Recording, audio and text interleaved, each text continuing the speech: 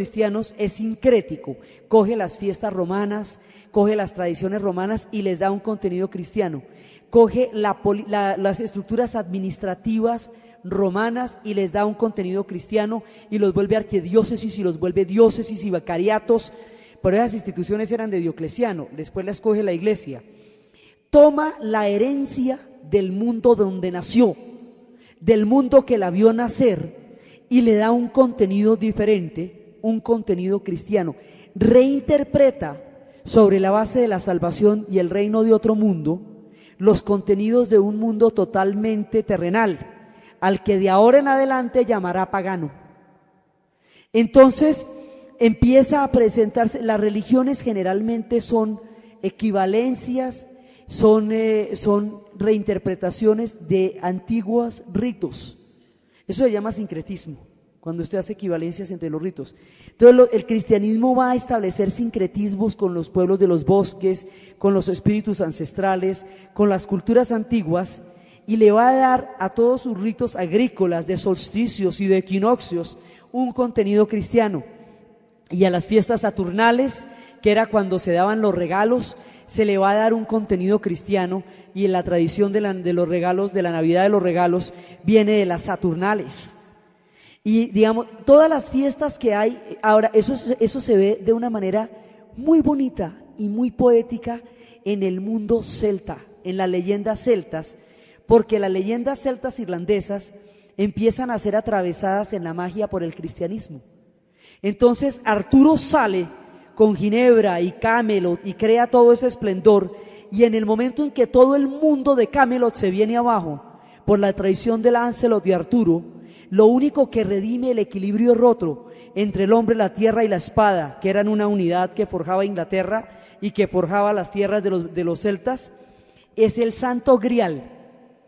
Eso es lo que hay que buscar, porque el Santo Grial, que era la copa donde había bebido Jesús en la última cena, es lo único que tiene el simbolismo suficiente para restablecer el equilibrio roto por un acto de traición que significa el romance entre Ginebra y Lancelot. Hay otra historia de 3 niños que una madrastra llevó y los convirtió en cisnes mediante una maldición, porque los sentía rivales del amor del padre. Y los 3 cisnes van a vagar durante 900 años por las tierras irlandesas, 300 años en un lado, 300 en el otro y 300 en el otro. Al final porque ellos, los irlandeses, los celtas, podían hacer los hechizos, pero no los podían deshacer. Entonces por eso se metían en esos problemas tan berracos, porque una vez que armaban un hechizo de esos, no lo podían revertir. Entonces la mayoría de sus leyendas es viendo a ver cómo patracean lo que hicieron y no pueden. Entonces esta mujer hace eso y después la pillan, pero ya nadie puede deshacer el hechizo. Entonces los cisnes vagan por los lagos, están unidos por una cinta y cantan de una manera tal que la gente se muere de tristeza, y son los cantos de unas personas atrapadas en un mundo encantado, que no son ellos.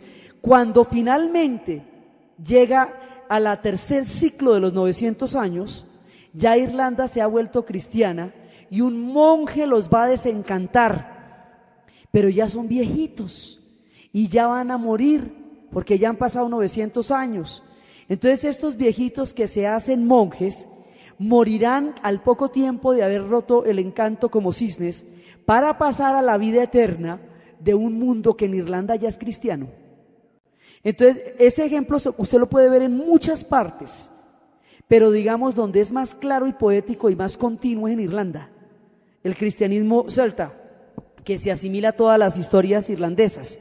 Pero eso va a pasar con los espíritus del bosque, y las antiguas religiones van a quedar confinadas a los cuentos de hadas, donde los hermanos Grimm después las recopilarían y las convertirían en cuentos para niños. Por eso son tan crueles, porque son esas historias bárbaras de los bosques, ¿sí? Y las brujas y todo eso quedarán confinadas a los cuentos de hadas. Esas son las antiguas religiones europeas precristianas. Entonces el cristianismo es toda la administración, la política, la organización romana, con el contenido cristiano de una perspectiva de otro mundo.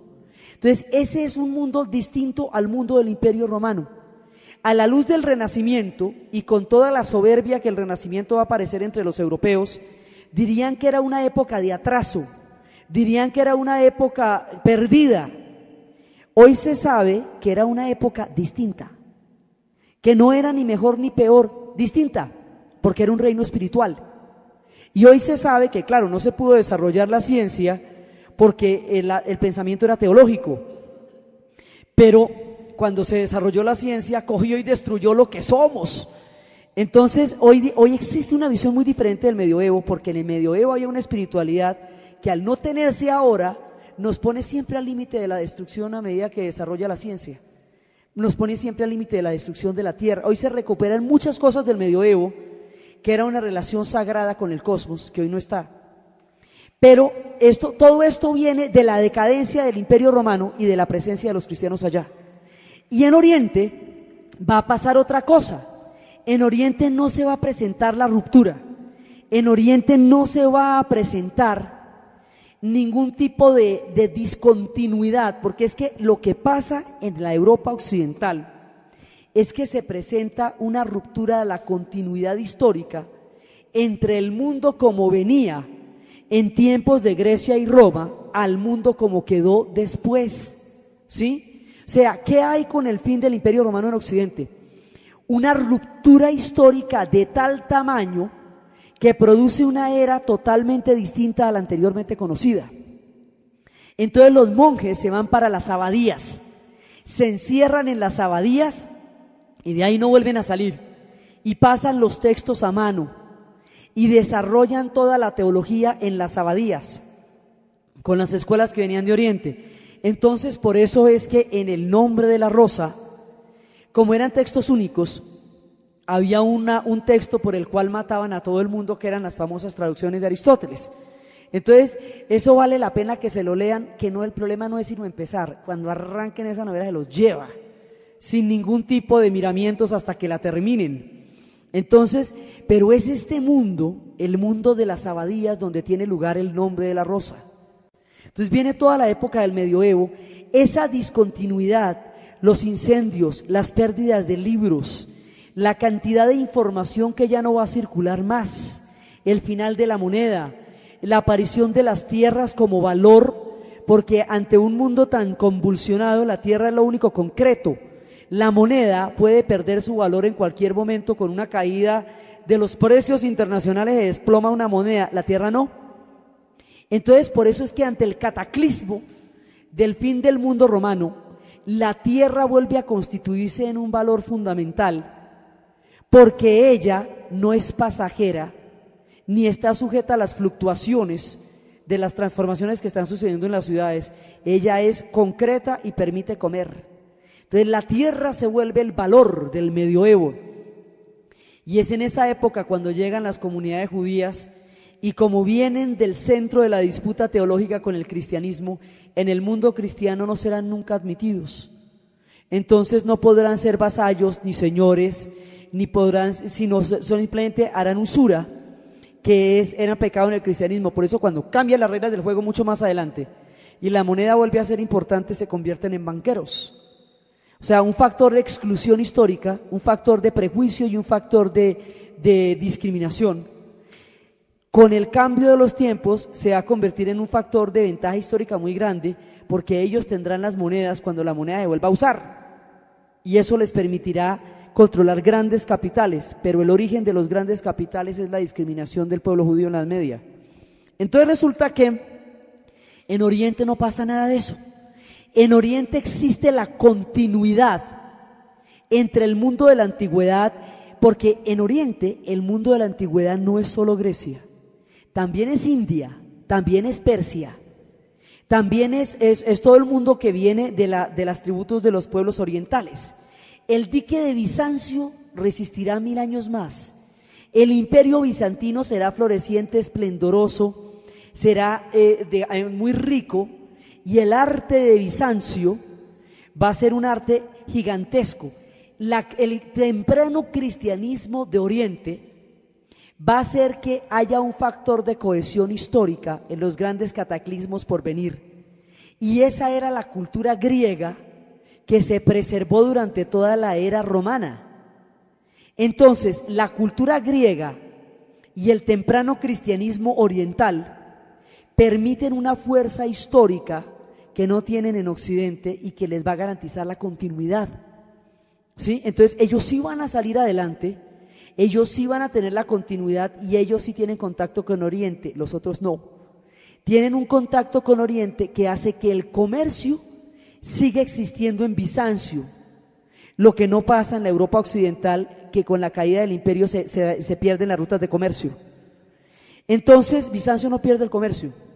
Las diferentes escuelas cristianas que surgen en Bizancio y las muchas discusiones que hay respecto a la interpretación del cristianismo en Bizancio, por lo sutiles y por lo difíciles de resolver, y por lo largas y por lo complicadas y por lo aburridoras, para decirles de una vez por todas que no es importante ponerse de acuerdo en esto o en lo demás, las llamaron bizantinas. Entonces, hoy por hoy, una discusión cuando no lleva a ninguna parte y es engorrosa y no añade conocimiento, decimos que es una discusión bizantina. Que en el Cartoon Network muestran un vaso con agua hasta la mitad, dice, está medio lleno o está medio vacío, o está medio lleno o está medio vacío. Ese es el bar de las discusiones bizantinas. Entonces, es precisamente porque se enfrasca en el sexo de los ángeles, uno se enfrasca en un montón de discusiones, lo cual no le quita ni brillo, ni poderío, ni grandeza a Bizancio. Simplemente es un rasgo light que tienen. Entonces, resulta que Bizancio es el centro de las intrigas políticas. Bizancio sobrevive porque son absolutamente astutos, porque desconfían de todo el mundo, tienen esas pirámides, tienen una cantidad de fortalezas. Ellos tienen fortalezas políticas, militares y económicas, que garantiza que sean el dique que separa a Occidente de la cantidad de pueblos que están saliendo de las estepas y están bajando, ¿sí? Entonces, Bizancio es otra cosa. Bizancio es gigantesco, Bizancio es poderoso, y Bizancio, en el momento que Constantino va a declarar el cristianismo la religión oficial del imperio, una ciudad se va a hacer en su nombre que lleva la herencia de la ciudad griega se llamaba Byzantium, pero entonces ahora se rebautiza como la Roma de Oriente, y la Roma de Oriente se va a llamar Constantinopla.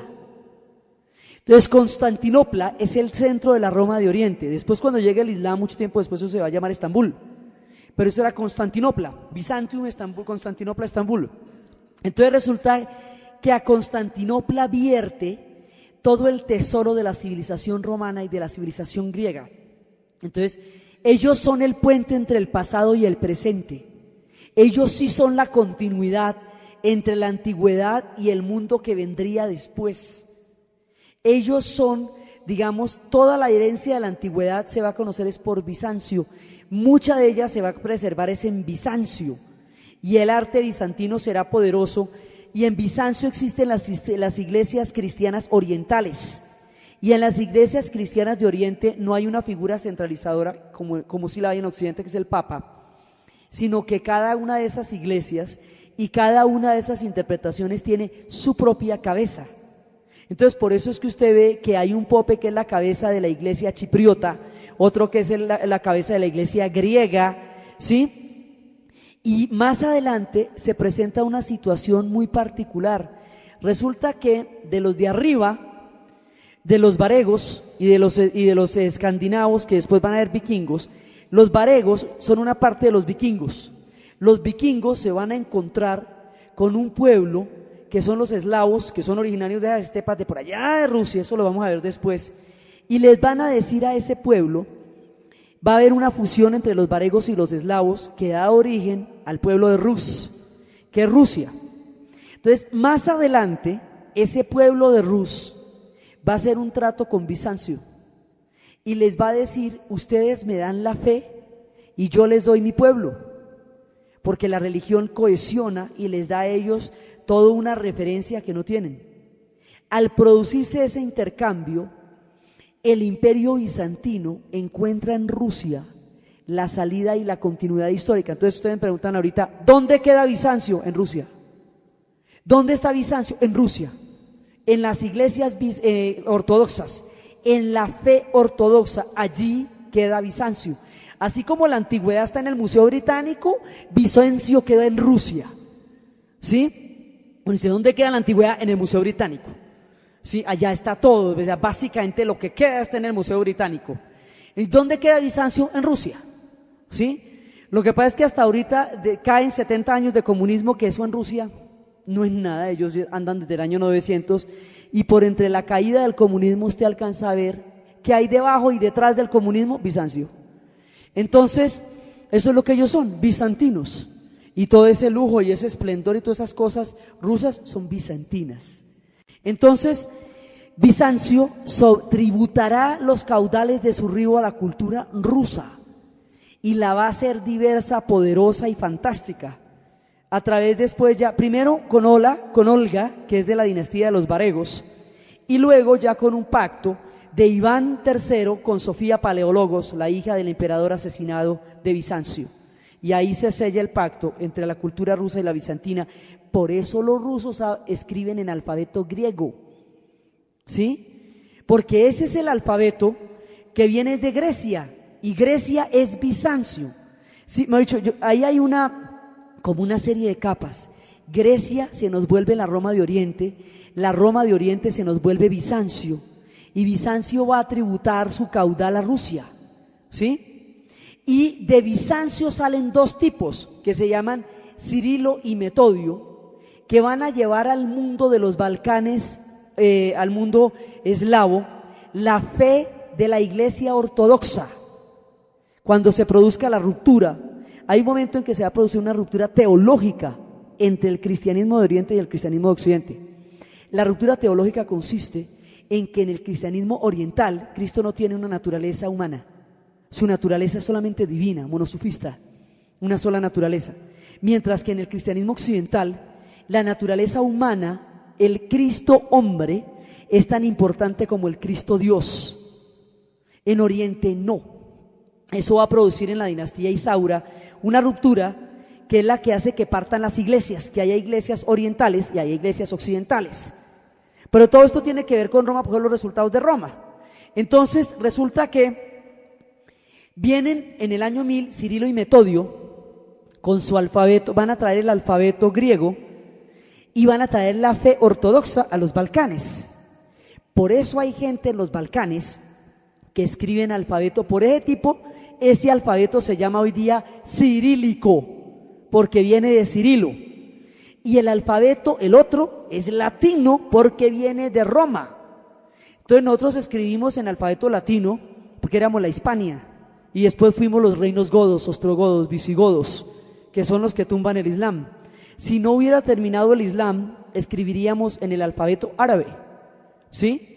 Pero como el Islam es derrotado por los reinos godos, que eran lo mismo, los reinos godos eran las goteras del mundo musulmán, como los reinos bárbaros eran las goteras del mundo romano, y los reinos godos se tragan al mundo musulmán como los reinos bárbaros se tragaron a Roma, ¿sí? Lo mismo. Entonces, a través de ellos llega acá el alfabeto latino, pero en Oriente se escribe el cirílico, y eso lo ve uno en los ciclos de cine. Cuando usted va a un ciclo de cine ruso, eso es alfabeto cirílico.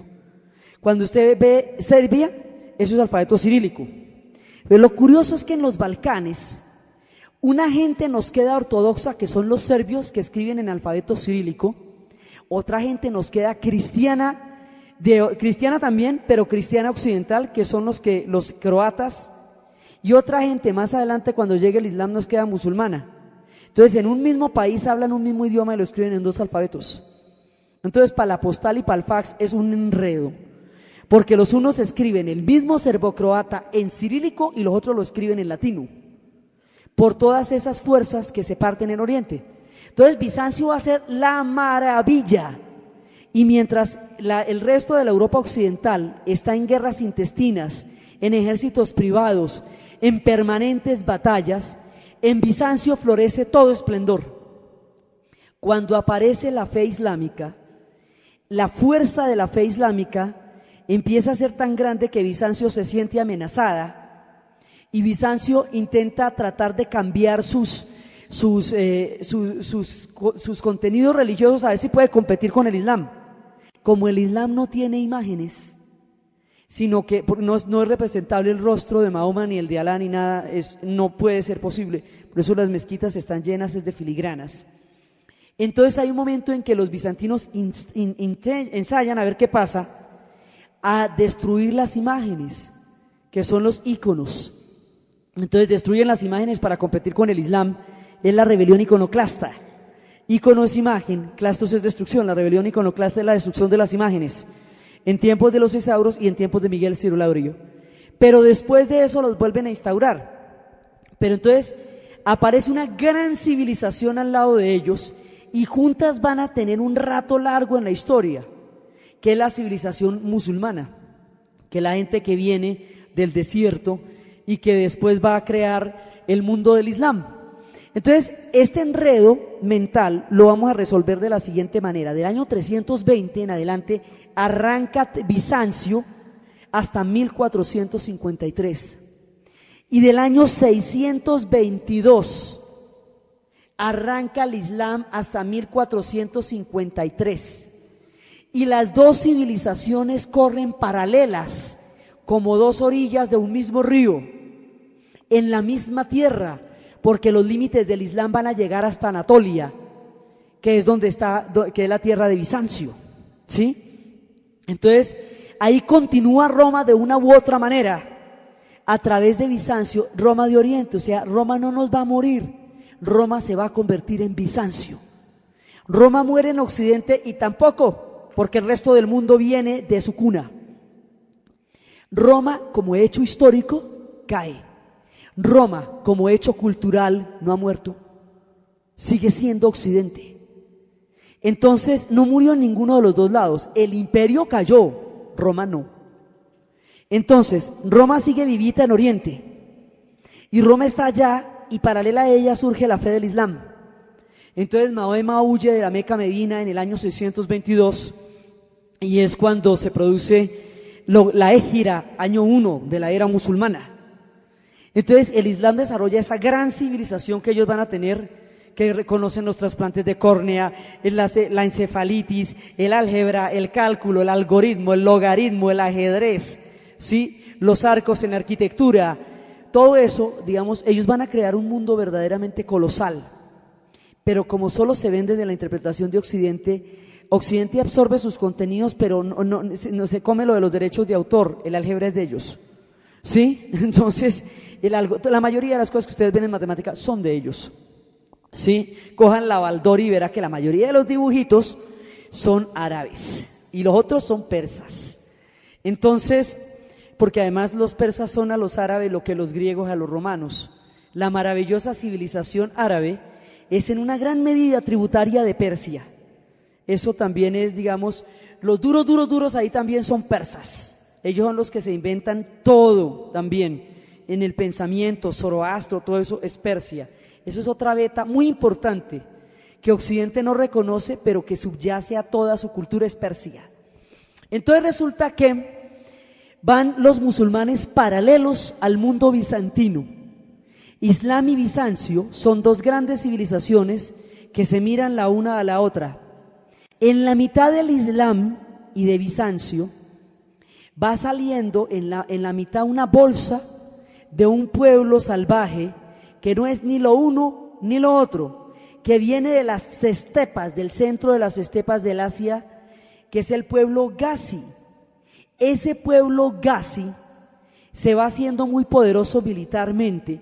Hay pueblos que son poderosos militarmente, pero que no lo son culturalmente. Hay tipos de poderío que son solamente militares. Estos pueblos son militarmente poderosos. Este pueblo que va surgiendo allá, en un momento dado se unifica, porque así como los pueblos se despelotan, también se unifican. Incluso las tribus más guerreras se unifican. Las tribus mongolas eran una mano de tribus dándose de palo unos con otros, hasta que nace el hombre de la leyenda, el que tendría la marca de sangre en la mano, Temujin, que crearía el imperio mongol. Entonces, esos fenómenos se producen, así como los pueblos se desintegran, vuelven y se unen y vuelven y salen adelante, lo mismo, igual. El pueblo Gazi se unifica y se vuelve militarmente muy importante, y al volverse tan importante militarmente, termina por dominar por tierra y por aire, por tierra y por mar, que era la única manera, por tierra y por mar a Constantinopla. Y al tomarse Constantinopla, cae la Roma de Oriente. Entonces, pero esto es el año de 1453, ¿se acuerda que eso le decían a uno? En el año de 1453 la toma de los turcos a Constantinopla, y uno lo repetía casi descerebrado. Es que eso es importantísimo, porque la historia se parte en dos ahí. Ahí realmente empieza otra parte de la historia totalmente distinta. Eso es definitivo. Y la fecha da tedio porque no le dan contenidos, pero es muy importante. Entonces, en el momento en que el pueblo gazi, digamos, ahí hay, en esa bolsa hay un montón de turcos, y los turcos se llaman de muchas maneras. Los turcos se pueden llamar turcos seleucidas, se pueden llamar turco-mongoles, se pueden llamar turco-tártaros, o pueden, alrededor de un tipo que se llama Otman, llamarse otomanos. La tribu gazi se unifica alrededor de Otman, y Otman va a crear el imperio turco otomano por Otman, y después de él vienen todas las descendencias, Murad, Bayaceto, ¿sí? Soleimán. Entonces estos van a darle sopa y seco a ambos, a Bizancio y al Islam. Y cuando se toman Constantinopla, caen las dos civilizaciones, Bizancio e Islam. Y es entonces cuando muere Roma, la Roma de Oriente. Entonces, el imperio occidental había caído en el siglo IV. El imperio oriental cae en 1453, dura 1000 años después de la caída de la Roma occidental. Entonces, llegan los turcos otomanos, y ya en el mundo musulmán no habrá califatos, sino sultanatos. Ya no será el califa, sino el sultán, el que gobierne en el mundo oriental. Entonces, en ese momento, el Islam continúa, porque los turcos otomanos, como son inferiores a los pueblos que conquistan, adoptan su cultura. Entonces, en el Islam se vuelven musulmanes, sunitas. Eso es muy importante, porque es por eso que el mundo sunita va a ser mayoritario, va a continuar siendo mayoritario en el mundo musulmán, y el mundo chiita queda en minoría una vez más. Lo era desde el principio. Y entonces van a ser musulmanes sunitas, y en Bizancio van a acabar con Bizancio, y Bizancio queda solita y toda despaturradita ella, porque ya cuando ha caído Constantinopla se rompe el dique, el famoso dique de Bizancio, el dique de Oriente. Ese se rompe con la caída de los turcos a Constantinopla, y es entonces cuando uno se lee ese libro tan hermoso, es un cuento de Álvaro Mutis que se llama La muerte del estratega, y uno se lo lee y le queda un sabor absolutamente dulce en el corazón y en la garganta, porque es de una belleza absolutamente increíble, queda con una sensación de dulzura cuando uno se lee La muerte del estratega de Álvaro Mutis. Y entonces cae Constantinopla, y ahí es cuando ellos quedan desoladitos. Bizancio queda muy desolada con la venida del pueblo gazi. ¿Y qué hace Bizancio con su alma si ya no la tiene? La vierte sobre Rusia, y es ahí cuando se produce la fusión entre Sofía Paleólogos, el matrimonio entre Sofía Paleólogos e Iván III, y Bizancio sigue existiendo en Rusia como un río metido debajo de la arena que sigue circulando. Entonces, porque ustedes no se acuerdan que en la historia de pronto se le desaparece uno Bizancio y va uno a mirar Bizancio, ¿y dónde anda? Y no, se acuerda que uno le empiezan a enseñar historia, y un día no le vuelven a hablar más de Bizancio. Qué cosa tan rara, oye, ¿por qué no volvimos a hablar de Bizancio? ¿Sí? Pero no que había durado 1500 años, ¿qué se hizo? ¿Qué fue de él? Se volvió Rusia, se volvió el pueblo de Rus, y a ella tributó su civilización, y Rusia continuó con la herencia bizantina, y por esa vía Roma llega a Rusia, y por esa vía Roma llega a Kiev. Entonces el mundo de los eslavos se romaniza a través de Bizancio, de la Roma de Oriente, y llega a lugares donde no se había imaginado en ningún momento ninguno de los claudianos ni ninguno de los antoninos. Si usted le cuenta a Claudio o le cuenta a Octavio que la herencia final del imperio va a quedar en Kiev, no se la creen. Sí, porque eso ya está muy lejos, eso es mucho paseo, pero allá queda. Entonces, a medida que se va desbaratando un pedazo del imperio, se extiende, es lo más raro. cada que se desbarata un pedazo del imperio se extiende y se va a hacer más y más conocido. El mundo bizantino va a llegar a Rusia y Rusia conocerá todo el influjo de la Roma de Oriente, porque para nosotros hablamos de una sola Roma, es la Roma de Oriente y la Roma de Occidente, y ambas son Roma.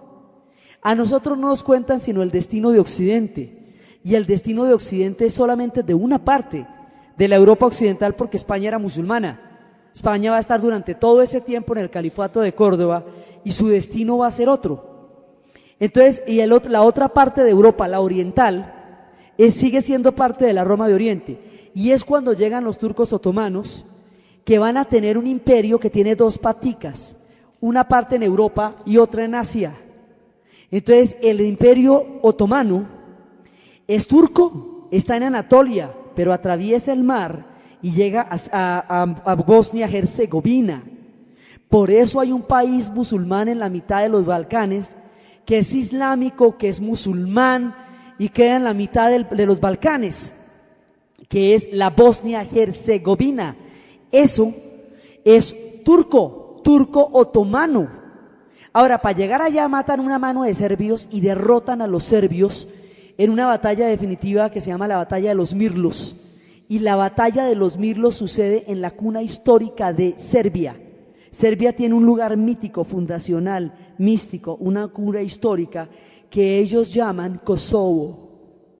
Entonces de allá los matan, pero los apilan, eso hacen una pila de cráneo, la cosa más impresionante.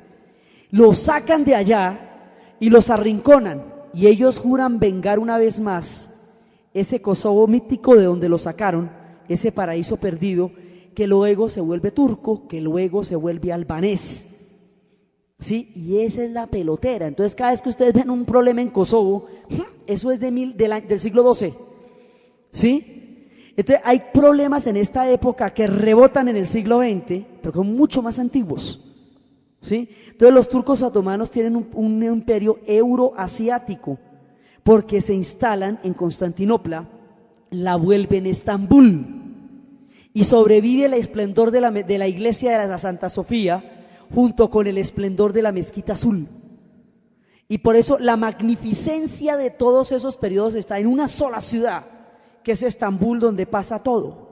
Sí, donde están los minaretes, donde están las iglesias, donde está la Grecia, donde está Bizancio, la ruta del Vellocino de Oro, todo eso pasa allá. La ruta del Vellocino de Oro lleva hasta Armenia, hasta el Mar Negro. Entonces hay un mundo mítico todavía allá, y sigue existiendo con todas estas capas de historia, y en esas capas de historia apareció Roma. Entonces, si decimos la caída del Imperio Romano, hablamos de un hecho físico, hablamos de un hecho político y de un hecho militar, que tiene un ciclo como todos los imperios, cogen y se montan y también así mismo se caen, porque ningún imperio dura, y eso que los de ahora están corticos, 70 años del comunismo, eso es un soplo. Sí, por ejemplo, serios los otomanos, que duraron 6 siglos, 1453 a 1920, después de la Primera Guerra Mundial, eso llama a uno un imperio serio. Los que nos han serios, los austrohúngaros, 6 siglos también. Los que nos tocan ahora no tienen más de 100 años, eso hay que esperarles, 200 apenas, ¿sí? Que eso, para lo que hemos hablado, es poquitico. Entonces resulta que hablamos de la decadencia del Imperio Romano, de la caída del Imperio Romano, como un hecho político, como un hecho militar, como un hecho económico. Pero el Imperio Romano sobrevive en cada una de las civilizaciones que le precederán después. Llama a la historia como ellos se llamaban, nombra las leyes como ellos las inventaron, hace los caminos como ellos los trazaron y los acueductos como ellos los pusieron. Y está por todas partes, y solo caminando a simple vista por Europa está ahí, debajo de las catedrales, debajo de todas las iglesias está el mundo romano, y están los baños romanos, y después a todo eso se le pusieron iglesias por encima, y en el mundo musulmán se le pusieron iglesias y luego mezquitas. Entonces, pero sigue estando el mundo romano en todas partes. Entonces usted le hace un poquitico hacia Europa, medio la rasguña, y ahí está el mundo romano, todito, intacto en su grandeza. Y mira por encima a Europa, y cuáles son sus leyes son romanas. ¿Y cuál es su idioma? El idioma es el latín. Y todo lo que pasó de ahí en adelante en Occidente viene de Roma. y el mundo cristiano es el heredero del mundo romano. Y la fe cristiana se fundamenta teológicamente en Grecia y en Roma.